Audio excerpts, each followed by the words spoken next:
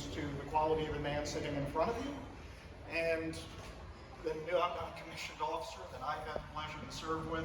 And what better time than the eve of the United States Army 250th birthday. Now, Ruben, sincere thanks for asking me here today. I really am deeply honored and privileged to do this. To be clear, it really is a bittersweet moment. A large part of the reason why the vast majority of us serve as long as we do is because of the people that were given the honor to serve alongside. I'm going to miss your ad hoc office calls. I'm going to miss your discussion of the most recent Star Wars movie or serial. And I'm really going to miss the updates on the status of Rise of the Resistance at Disney. But today, I want to talk about three things. I want to talk about the soldier, the man, and then the family.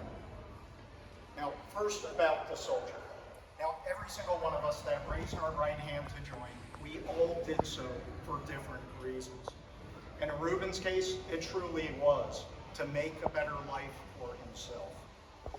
Now, he was raised by a single mother who struggled to make ends meet and provide her family what they deserved. And he joined the Army in 2005. Now, the interesting thing is, for those of us that served, if you remember, 2005 was a challenging time for the armed forces, and it was a challenging time for the nation. The war in Afghanistan had been going on for 4 years, and the war in Iraq had been going on for 2 years, and the public sentiment had started to sour. Now, in that environment, a young Ruben went, earned his GED, raised his right hand, and joined the United States Army as an infantry. Now, the interesting thing about infantry is when you think about IQ curves, most things... Now, the infantry truly is unique because it's more of what engineers call a bathtub curve. Whole lot on the left side of the curve, whole lot on the right side of the curve, and not much in the middle. Now, I'll leave it to you to determine which side he's on, and which side General Heritage is on. Now, after basic and AIT, he graduated. He was assigned to the 10th Mountain Division, and then a mere 4 months later, in November of 2005, he deployed to Afghanistan. And in March, only a few months after getting there, Sergeant Reyna and 3 other team members were wounded in an ambush in the Korengal Valley. They spent the night fighting next to one another, brother next to brother, hoping to survive and fight the next day. But that wasn't his only deployment, because after he came back and was assigned to Fort Hood, he served in the Lure Squadron of the 504th Battlefield Surveillance Brigade. And then, once again, he was asked to serve his countries overseas, this time in Iraq. Now, his career rank continued to grow a bunch of years, somewhere in the middle, a little bit fuzzy. Sergeant Ruben eventually ended up here in beautiful Fort Meade, Maryland, and was assigned to the 7th 80th Military Intelligence Brigade, cyber in parentheses, the best brigade ever I led. Where he served as the NCOIC of one of our teams during the protection of 2 national elections, and personally served as the commander's advisor on paper crystals and lightsabers. Now, for the past couple of years, to be perfectly frank, I have no clue what you're doing. All I know is your Star Wars t-shirts, jeans, and monitored the wait times for the Little Mermaid ride at Disney. But if you really want to understand the soldier, take a look at his uniform, because every soldier, every uniform tells the story. Now, for those not familiar with the Army, what you'll see is on his right shoulder, one of a couple of different combat badges that he is authorized to wear as a member of the 10th Infantry Division, or 10th Mountain Division, that served in combat. Now, on the left side, up on the top, you'll see his Purple Heart, awarded to service members that were wounded or killed in the line of action while serving their country. A little bit above it, you're going to see his airborne awards, earned by successfully attending the Fort Benning Jump School and validated through an additional or total of 31 jumps, including 6 out of a Chinook in one day, and 1 landing in Texas where he fell, it was very windy, and it hit his head, which explains a lot.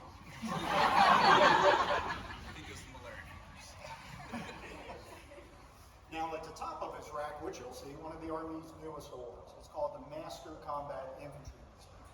Now this means two things. It means, number one, not only was he an infantryman who served his country in combat, but he also went through a rigorous assessment that proved that he had the skills required to excel as an infantryman. Sergeant Reyna maintains the distinction and the honor of being U.S. Cybercom's first enlisted soldier to earn the Master Combat Infantryman badge.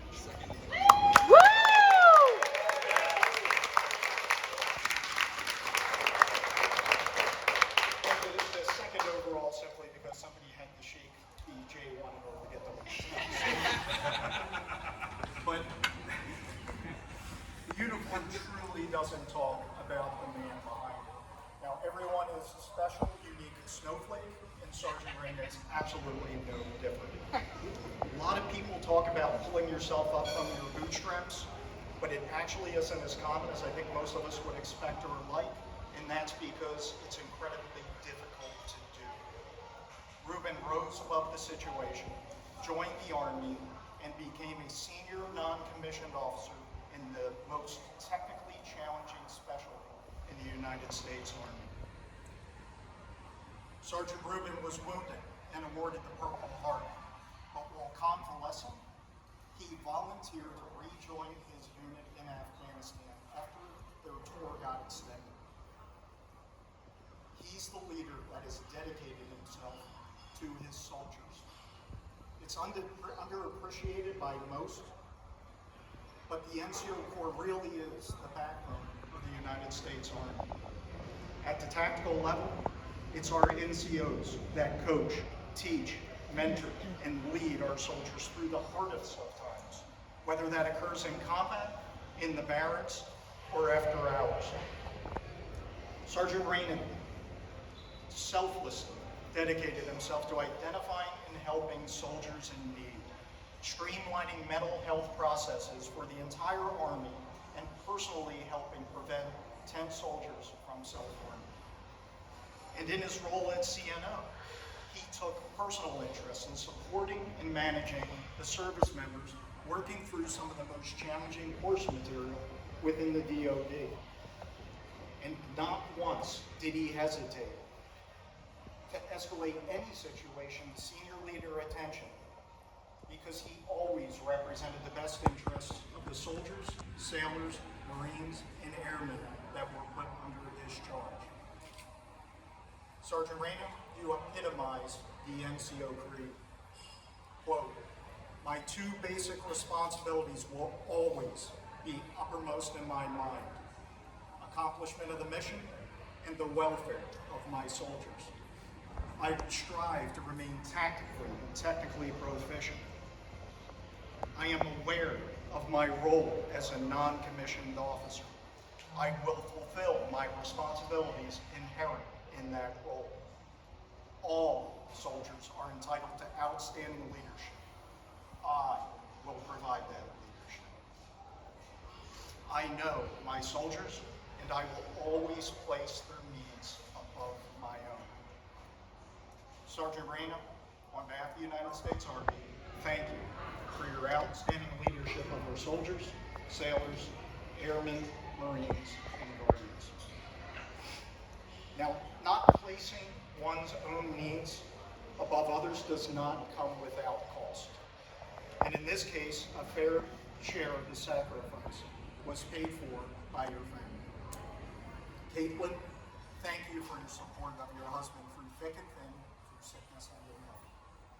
I doubt when you joined the Pen Pal program to exchange letters with soldiers overseas that you'd ever end up imagining you would be in a brewery 20 years later. What I can tell you is that he loves you, and he talks about you and your boys almost as much as he talks about Mark Hamill's amazing performance as Luke Skywalker. Now, left here today, make sure he pays you and the boys back for all the lonely nights, all the missed birthdays, and all the countless hours you spent. You have my sincere and personal thanks for your sacrifice and the sacrifice of your entire family. Sergeant Reyna, near the end, Thank you for your selfless sacrifice.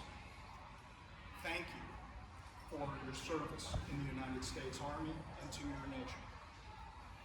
But most importantly, on behalf of the Secretary of Defense, the Secretary of the Army, and the Chief of Staff of the Army, congratulations on your well-earned retirement.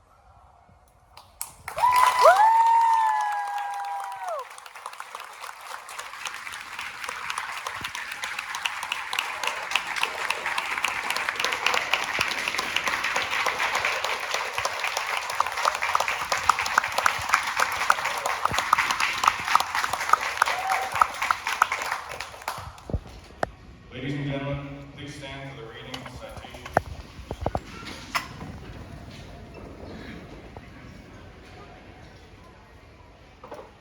Attention to orders. Citation to accompany the award of the Defense Meritorious Service Medal to Reuben Reyna. Sergeant First Class Rank Reuben Reyna, the United States Army distinguished himself by outstanding meritorious service enlisted as the first enlisted deputy battle captain, Joint Operations Center, future operator readiness, growth, and enrichment lead, Force Management Division, Operations Director, United States Cyber Command, Fort Meade, Maryland, from November 2020 to June 2025. During this period, Sergeant First Class Reyna oversaw the execution of round-the-clock global full-spectrum cyberspace operations, supporting 11 combatant commands and our nation's highest priority objectives. As a training lead, Sergeant Reyna served as a critical integree for the command onto the support staff of one of the Department of Defense's most difficult training pipelines. In this role, he proactively supported over 300 students across more than a dozen classes, identifying problems and obstacles within policies, the training environment, or the relative to the various military services, and found creative solutions to provide students the greatest possible chance of success throughout this extremely demanding course, in operational qualification and in executing future missions. His passion and dedication to his position and the students he served was unmistakable, and his efforts will continue to have positive effects on our nation's elite cyberspace force for years to come. The distinctive accomplishments of Sergeant First Class Reyna culminated in a distinguished career in the service of his country and reflect great credit upon himself, the United States Army Cyber Command, the United States Army, and the Department of Defense.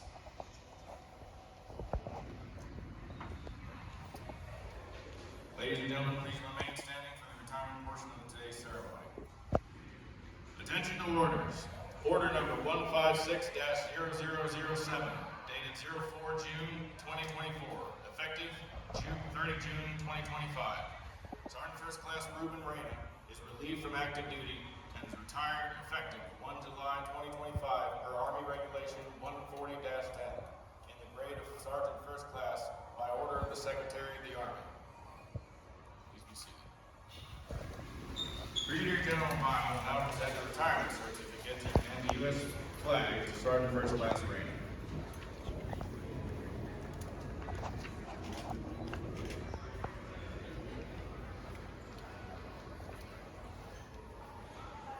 Certificate of retirement from the Armed Forces of the United States of America. To all who shall see these presents greeting. This is to certify that Sergeant First Class Reuben Reyna, having served faithfully and honorably, was retired from the United States Army on the 30th day of June 2025. Signed, General Randy A. George, Chief of Staff, United States Army. At this time, Brigadier General Vile will present the spouse's certificate to Ms. Caitlin Reyna. Caitlin, would you please join Brigadier General Vile and Reuben on stage?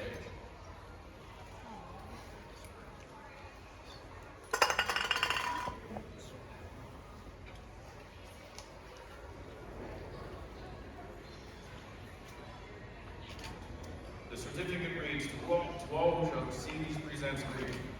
This is to certify that Mrs. Caitlin M. Reyna, on the occasion of the retirement of your spouse from the United States Army, has earned grateful appreciation for your own unselfish, faithful, and devoted service. Your unfailing support and understanding help make possible your spouse's lasting contribution to the nation. Signed, General Randy A. George, Chief of Staff, United States Army.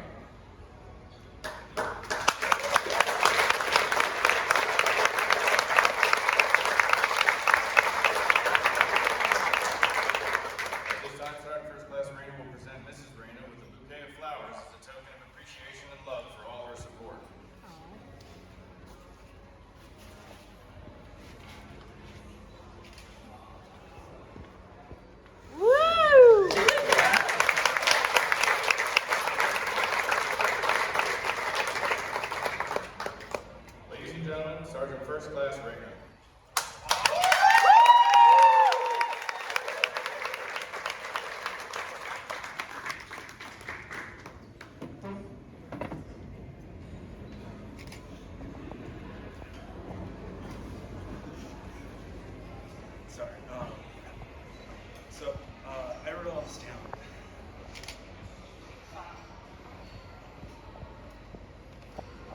Just family. Just family.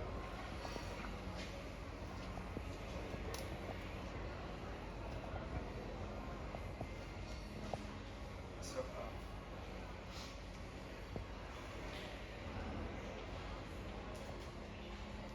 I wrote all of this down because it's hard for me to talk about without And voice.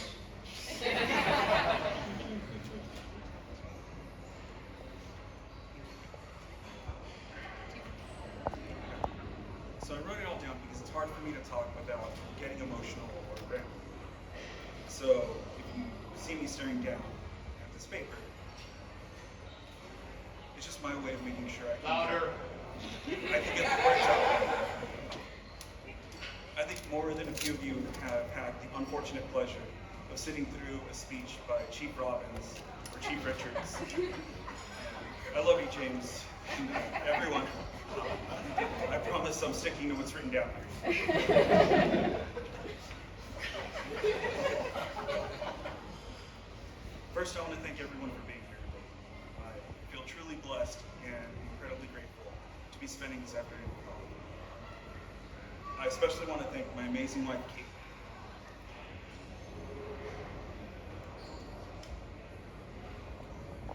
Her love and support mean the world to me. She's given me so much of herself, and because of her, I have an incredible and loving family to go into every day. She's the reason I'm a better husband.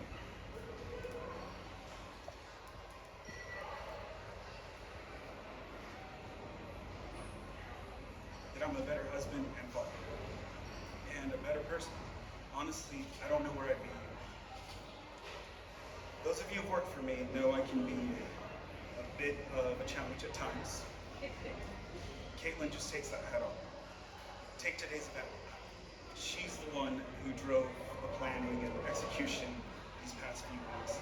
I'm incredibly lucky to have her in my life.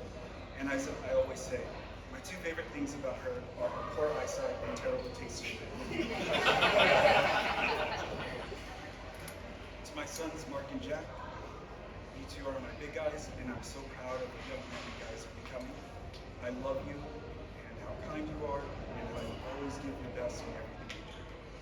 I also want to thank my brother Daniel for being one of the few people I've always been able to rely on. Once again, I want to thank you all for being here. The truth is, every interaction I've had with each of you has made a difference, whether you realize it or not.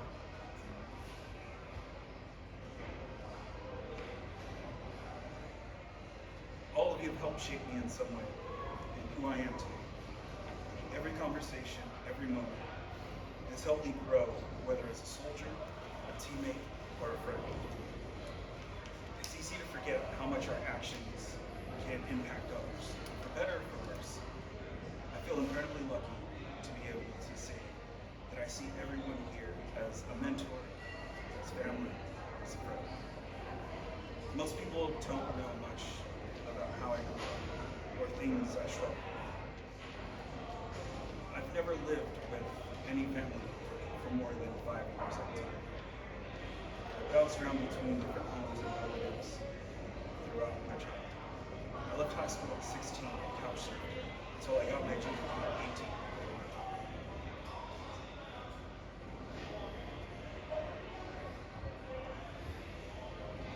One of the main reason I joined the Army was a man named Kurt. He was someone my mom had dated for a little bit when I was a kid. Kurt was in the Army, and he treated me and my brother with kindness. Unlike a lot of the other men my mom dated, or the adults I was exposed to as a kid. Kurt stood out to me. I remember being around 5 years old and thinking, I wanted to be like him. I wanted to be someone good.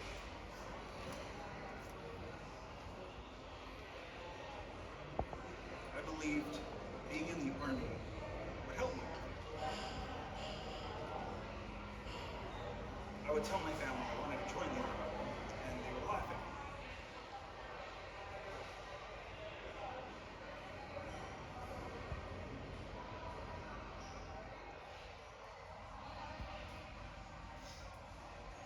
to tell me I wasn't smart enough or good enough.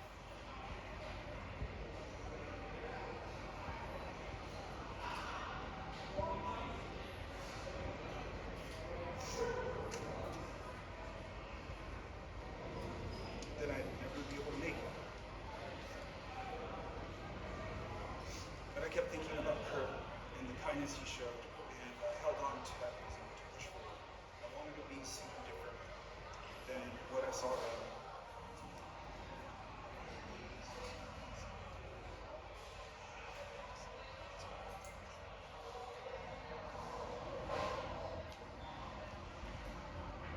I wanted to be a good man. So I got my GED and I shipped out as soon as I could as an 11X to join the infantry. Once I was in, I started to realize something important. It wasn't the army itself that made someone a good person. What really mattered were the choices that you made to do the right thing, to be kind, to take responsibility. The army didn't automatically turn you into a better person. What it did give me was a chance to build something better than what life had given me. It gave me the opportunity to grow, to make choices that I'd never had before. And it gave me people who saw me for me. And not who my mom was or the things she did. Not where I came from, but who I could become. People who gave me a shot instead of just right on me. There are a few moments that really stick with me. That it hit home when someone gave me a chance and trusted me. Or helped me in some way. And because of that support, I am where I am today. One time during my first deployment in Afghanistan, our platoon was getting ready to clear buildings, and our squad was going over a mission. Our squad leader was running through a succession of command. He said if he went down, our team leader Usella would take over. Then he paused and looked at the rest of us and said, if both of us are hurt, well, holy poop, Reyna's in charge. I still remember the look on the other guys' faces. Some of them were really frustrated because they'd been trying to stand out and be seen as leaders. Sergeant Jean said, that moment stuck with me. It made me realize that someone saw something in me, and it made me want to do better. I understood I had responsibility not just to do my job, but to take care of others. Then a few months later, we were out on a patrol, and I'll never forget that. I was a PFC at the time, and even then I knew the mission didn't make sense. We were supposed to step off at 11 p.m. local with Afghan nationals, but we didn't leave until 11 a.m.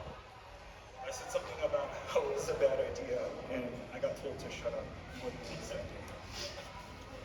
We had 2 squads of Americans and 2 squads from the Afghan army, along with our PL and gun team. For the mission, we were heading out to meet the head village elder and for a key leader engagement. But around 15 minutes before we stepped off, we saw the elder had just finished a meeting with our company commander. So I asked, what could our PL talk to him about that our commander couldn't? I was told to shut up again.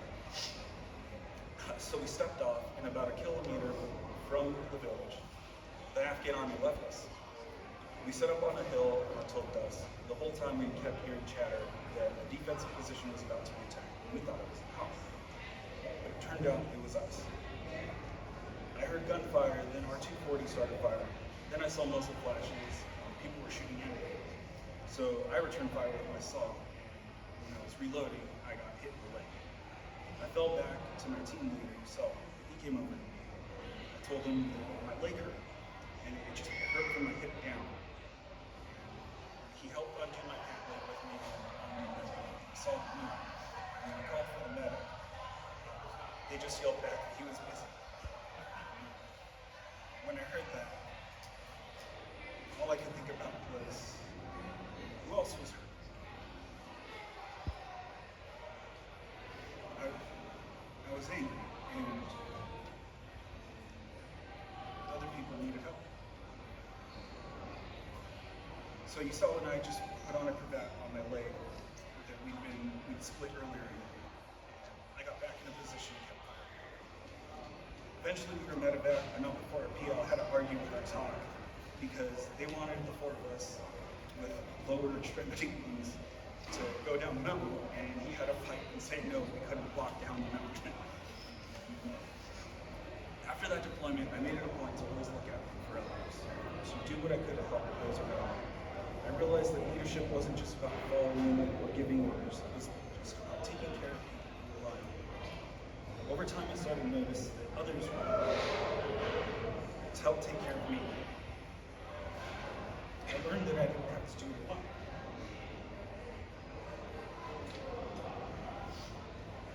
I remember talking to a first sergeant about a deputy team leader I thought was the most toxic individual I ever met. And I thought he had it out for me. I knew he had it. It was hard for me to ask to move companies because I really loved working with the team I was in. But that deputy team leader was making things too difficult. I trusted my first sergeant enough to open up to him and talk to him. He listened. He had a hard time seeing what I was seeing firsthand, but he trusted me and he helped me move companies. I know that his trust and his help set me up for much bigger things to come. And I'll always appreciate Sergeant Major personally. I know he could have just said no, but he was willing to help me when I needed him. And then once I moved companies, I was placed on a new team and into a new section, and in that company, I had the privilege of working with some of the best leaders I've ever had. Tammy Cross, thank you for being there for me.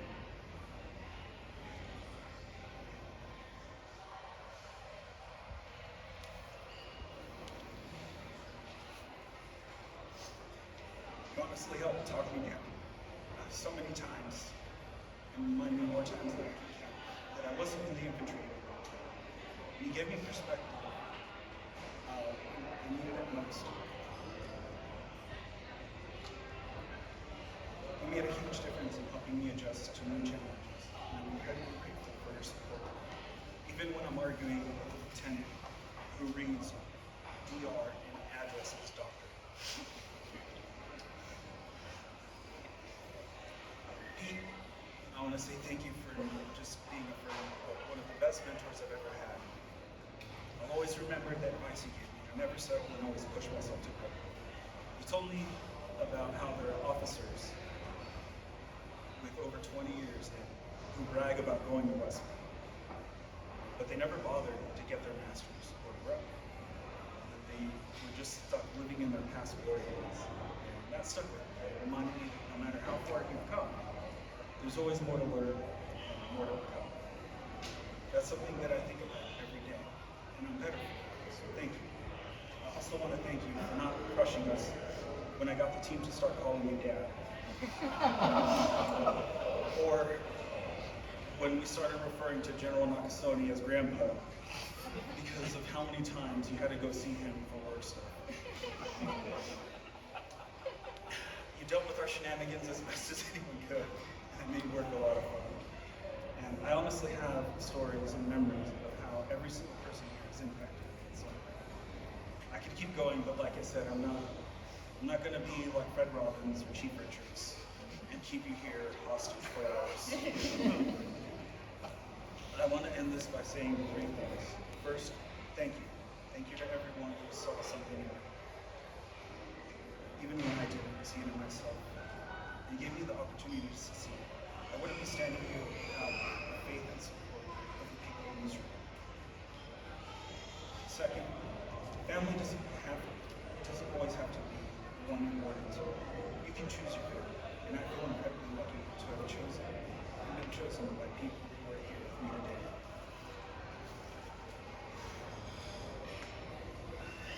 And finally, never forget. Never forget the impact that you can have on someone's life. Whether it's a child, a soldier, or a stranger you'll only meet once. That your words, your actions, and your example shape the direction of their life in ways you may never know. I hope all of you choose to be a person someone else remembers as the reason they kept going. Thank you.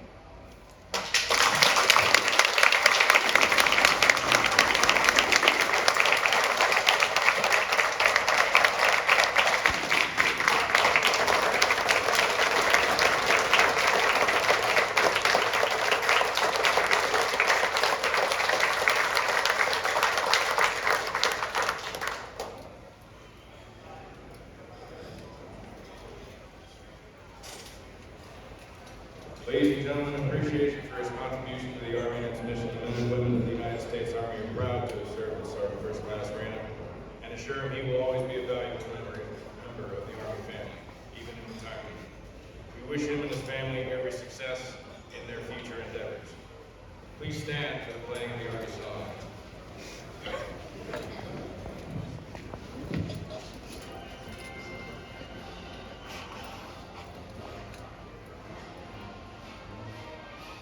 March along, sing our song, we're the army of the free. Count the brave, count the true, who have fought to victory. We're the army and proud of our name.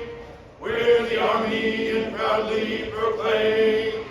First to fight for the right and to build the nation's might. And the army goes rolling along. Proud of all we have done, fighting till the battle's won. And the army goes rolling along. Then it's hi, hi, hey, the army's on its way. Count off the cadence loud and strong. For wherever we go, you will always know that the army goes rolling along.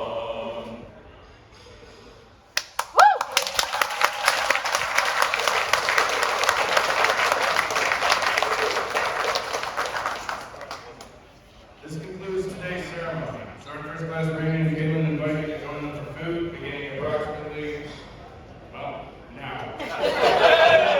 Food, beer, and games. Thank you for coming.